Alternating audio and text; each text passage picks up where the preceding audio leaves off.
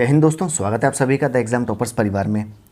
आज से हम स्टार्ट करने जा रहे हैं पर्यावरण एवं पारिस्थितिकी तंत्र की बहुत ही महत्वपूर्ण प्रश्नों की श्रृंखला, जिसमें हम सभी प्रश्नों के बारे में चर्चा करेंगे जो पिछली परीक्षाओं में पूछे गए हैं और आगामी परीक्षाओं में पूछे जाने की संभावना बनती है। उन सभी को हम व्याख्या सहित चर्चा करेंगे और उनसे इर्द गिर्द जितने भी क्वेश्चंस और बन सकते हैं उन सभी को भी कवर अप करने की कोशिश करेंगे, जो कि सभी कॉम्पिटेटिव एग्जाम्स के पॉइंट ऑफ व्यू से महत्वपूर्ण है। फिर चाहे यूपीएससी हो, स्टेट पीसीएस या पीएससी हो, शिक्षक भर्तियां हो या अन्य सभी परीक्षा, उन सभी के लिए महत्वपूर्ण है। शुरू करते हैं पहले प्रश्न से। पहला प्रश्न है पर्यावरण से अभिप्राय है। आपसे पूछा जा रहा है कि पर्यावरण से अभिप्राय है। आपके सामने चारों ऑप्शन है, तो इस क्वेश्चन का सही आंसर होगा, इसका सही आंसर है उपयुक्त सभी। जैसा कि पृथ्वी पर पाए जाने वाले भूमि, जल, वायु, पेड़ पौधे, पशुओं अर्थात जीव जंतुओं का समूह जो हमारे चारों ओर है, सामूहिक रूप से पर्यावरण कहलाता है। पर्यावरण के ये अजैविक और जैविक संघटक आपस में अंतरक्रिया भी करते हैं और यह संपूर्ण प्रक्रिया एक तंत्र के रूप में ही संचालित होती है। पर्यावरण संरक्षण अधिनियम 1986, किसके बारे में हम बात कर रहे हैं? पर्यावरण संरक्षण अधिनियम 1986 के अनुसार पर्यावरण किसी जीव के चारों तरफ घिरे भौतिक एवं जैविक दशाएं एवं उनके साथ अंतःक्रिया को सम्मिलित करता है। पर्यावरण संरक्षण अधिनियम 1986 के अनुसार क्या परिभाषा है कि पर्यावरण किसी जीव के चारों तरफ घिरे भौतिक एवं जैविक दशाएं एवं उनके साथ अंतःक्रिया को सम्मिलित करता है। अगला प्रश्न है पर्यावरण किनसे मिलकर बनता है। आपको यह बताना है कि पर्यावरण किन किन घटकों से मिलकर बनता है। तो इस क्वेश्चन का सही आंसर क्या होगा? तो इस क्वेश्चन का सही आंसर भी option D is A correct answer, उपयुक्त सभी। जैसा कि पर्यावरण एक अविभाज्य समष्टि है तथा जैविक एवं अजैविक तत्वों वाले पारस्परिक क्रियाशील तंत्रों से इसकी संरचना होती है। कुल मिलाकर पर्यावरण जो है वह जैविक और अजैविक दोनों तंत्रों से मिलकर बना होता है। पर्यावरण के तीन मुख्यतः संघटक होते हैं। कौन कौन से तीन भाग होते हैं? पहला होता है भौतिक या अजैविक संघटक। कौन सा होता है? भौतिक या अजैविक संघटक, जिसमें कौन कौन से आते हैं? स्थल आती है, वायु और जल, ये तीन चीज़ें आती हैं। दूसरा होता है जैविक संघटक। जैविक संघटक में क्या क्या आते हैं? तो इसमें पादप, मनुष्य, जंतु व सूक्ष्म जीव आते हैं। किसके अंतर्गत आते हैं? जैविक संघटक के। वहीं थर्ड भाग होता है ऊर्जा संघटक, जिसमें सूर्य ऊर्जा और भूतापीय ऊर्जा सम्मिलित होती है। तो कुल मिलाकर पर्यावरण के कितने घटक हैं? तो हमें याद रखना है कि तीन घटक हैं। अगले प्रश्न की ओर बढ़ते हैं। धारणीय विकास किसके उपयोग के संदर्भ में अंतरपीढ़ीगत संवेदनशीलता का विषय है? क्या बताना है आपको कि धारणीय विकास किसके उपयोग के संदर्भ में अंतरपीढ़ीगत संवेदनशीलता का विषय है?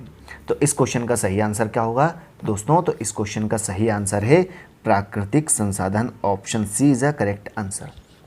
जैसा कि धारणीय विकास, विकास की वह अवधारणा है जिसके तहत वर्तमान की आवश्यकताओं के साथ साथ, क्या बात कर रहे हैं हम कि जिसके तहत वर्तमान की आवश्यकताओं के साथ साथ भविष्य की अर्थात फ्यूचर की, आपको करंट से लेके फ्यूचर तक के बारे में जोड़ने की बात कही जा रही है। तो भविष्य की आवश्यकताओं को भी ध्यान में रखा जाता है वर्तमान के साथ साथ। वहीं धारणीय विकास प्राकृतिक संसाधनों के उपयोग के संदर्भ में अंतरपीढ़ीगत संवेदनशीलता का विषय है, जिसके बारे में हम चर्चा कर रहे हैं। और धारणीय विकास का मुख्य उद्देश्य क्या होता है? तो इसका मुख्य उद्देश्य है पृथ्वी के प्राकृतिक संसाधनों का न्याय संगत उपयोग, संरक्षण तथा उचित प्रबंधन करना। अगला प्रश्न है सतत विकास के लिए आवश्यक है। आपको चारों ऑप्शन में से बताना है कि सतत विकास के लिए कौन सा ऑप्शन बिल्कुल सही होगा। तो इस क्वेश्चन का भी सही answer option D is a correct answer, उपयुक्त सभी। जैसा कि सतत विकास अर्थात लगातार चलने वाली प्रक्रिया, तो सतत विकास के लिए जैविक विविधता का संरक्षण, ठीक, इसके बाद प्रदूषण का निरोध या नियंत्रण, और थर्ड आता है निर्धनता घटाना। ये सभी तत्व मूल रूप से आवश्यक हैं। आर्थिक विकास और पर्यावरण सुरक्षा के मध्य एक वांछित संतुलन बनाए रखना ही टिकाऊ विकास या सतत विकास का मुख्य लक्ष्य होता है। वर्तमान राजनीतिक परिदृश्य में यह एक भूमंडलीय दृष्टिकोण बन चुका है। टिकाऊ विकास जो कि अनिवार्य शर्तें हैं वे सूचनाओं की उपलब्धता पर आधारित होती हैं। अगला प्रश्न है, उपयुक्त में से सौर विकिरण की सबसे महत्वपूर्ण भूमिका आपको बताना है कि इन चारों में से कौन सा ऑप्शन सही होगा। सौर विकिरण की सबसे महत्वपूर्ण भूमिका है। ठीक है दोस्तों, तो इस क्वेश्चन का सही आंसर क्या होगा? तो इस क्वेश्चन का सही आंसर है ऑप्शन सी, जल चक्र इज अ करेक्ट आंसर। जल चक्र जो कि सौर विकिरण की सबसे महत्वपूर्ण भूमिका है। सौर विकिरण जल चक्र को चालित करता है और जल का वाष्पीकरण करता है। कौन करता है? सन करता है। किसका? जल का वाष्पीकरण। सौर विकिरण द्वारा बर्फ का जल में द्रवीकरण होता है। क्या होता है? सौर विकिरण द्वारा ही आइस अर्थात बर्फ का जल में द्रवीकरण होता है। ठोस का द्रव में परिवर्तन होता है। किसके द्वारा? जब उसको ऊष्मा मिलती है तो। और जल चक्र हाइड्रोस्फीयर में जल की विभिन्न गतिविधियों को दर्शाता है। नेक्स्ट क्वेश्चन क्या बन सकता है कि जल चक्र किस में जल की विभिन्न गतिविधियों को दर्शाता है? आपके पास अलग अलग ऑप्शन आ सकते हैं, तो उसमें hydrosphere is a correct answer होगा।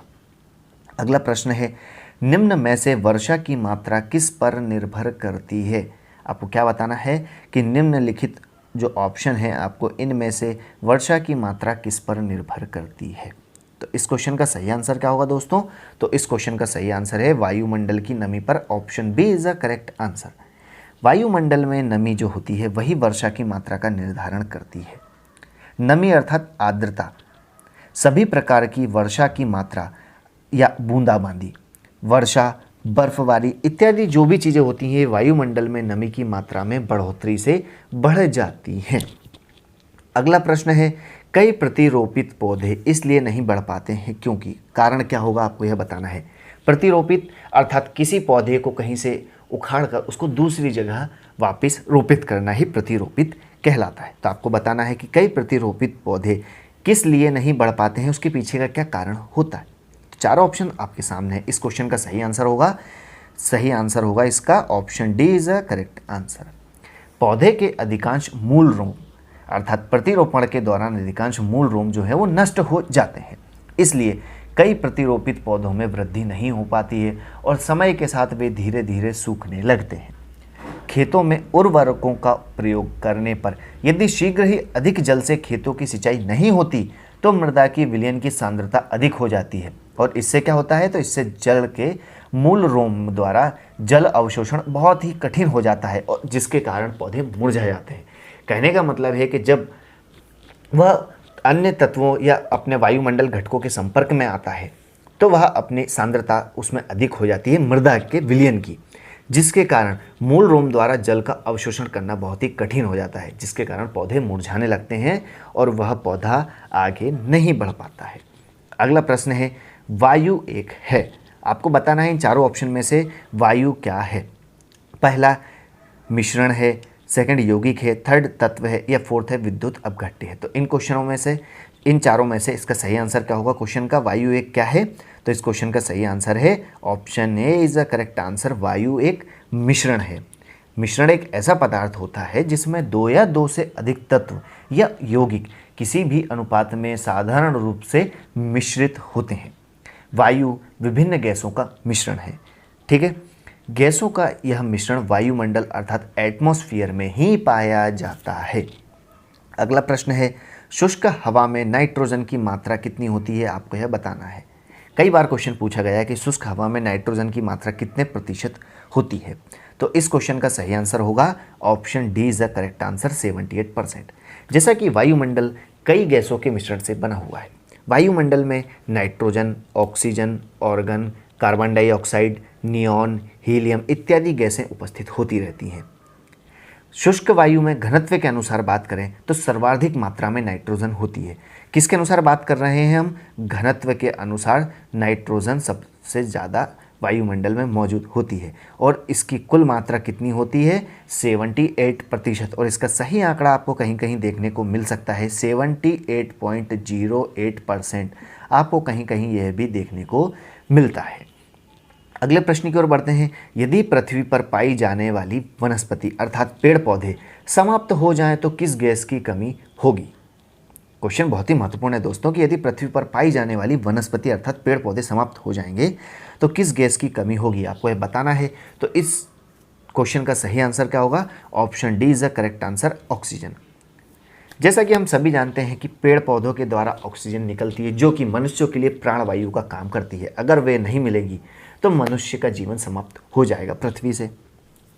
तो पेड़ पौधे प्राणवायु ऑक्सीजन का उत्सर्जन करते हैं और वायुमंडल को दूषित करने वाली एवं ग्लोबल वार्मिंग के लिए जिम्मेदार गैस कार्बन डाइऑक्साइड का अवशोषण करते हैं। कौन करते हैं? पेड़ पौधे। अगर वनस्पतियां ही नहीं होंगी तो ऑक्सीजन की कमी से पृथ्वी के जीवन पर घातक प्रभाव पड़ेगा। मनुष्य अर्थात जीव जंतुओं के लिए यह एक बहुत ही बड़ी क्षति होगी क्योंकि इससे जीवन असंभव हो जाएगा। ठीक है दोस्तों, तो यह थे महत्वपूर्ण 10 क्वेश्चन। यह था हमारा पहला पार्ट पर्यावरण एवं पारिस्थितिकी तंत्र का।